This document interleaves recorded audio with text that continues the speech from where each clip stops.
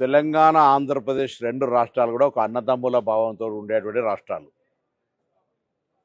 తెలంగాణ తుఫాన్లో మునుగుతుంటే కూడా మేము ప్రకృతి అనుకుంటున్నాం తప్ప ఆంధ్ర ప్రజల తప్పు పడతలేదు.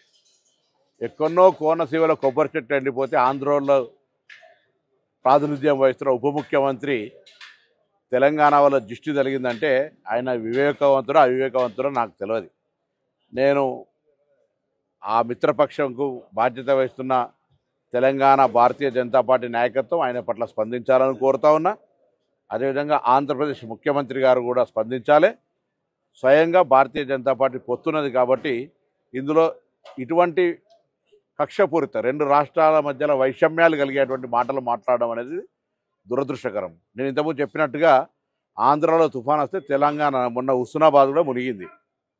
మేమేం ఆంధ్ర ప్రజలను తప్పుపడతలేదు, ప్రకృతి వైపరీత్యం కింద భావిస్తా ఉన్నాం. అక్కడెక్కడో చెట్లు ఎండిపోతే మమ్మల్ని దృష్టి కలిగిందని నిందిస్తే ఇది తెలంగాణ పౌరులకు అవమానం. వెంటనే ఉపసంహరించుకోవాలి, క్షమాపణ కోరాలి. భవిష్యత్తులో ఇటువంటి వివక్షపూరిత మాటలు మాట్లాడద్దు, విజ్ఞతగా వ్యవహరించు. ఉప ముఖ్యమంత్రి అయినా ఇంకా సినిమా నటుడు కాదు, కొంత బాధ్యతగా మాట్లాడు నేర్చుకోవాలని చెప్పి నేను ఈ సందర్భంగా కోరుతా ఉన్నా. ఇవాళ తెలంగాణ, ఆంధ్ర కలిసి దేశంలో ఉన్నతంగా ఎదగడానికి ప్రయత్నం జరగాలి తప్ప ఇటువంటి వైషమ్యాలను సృష్టించేటువంటి మాటలు మా నుంచి రావు. మీరు మాట్లాడద్దు. అసలైన తొలి వెలుగు. ఫాలో వాట్సాప్ @తొలి వెలుగు official.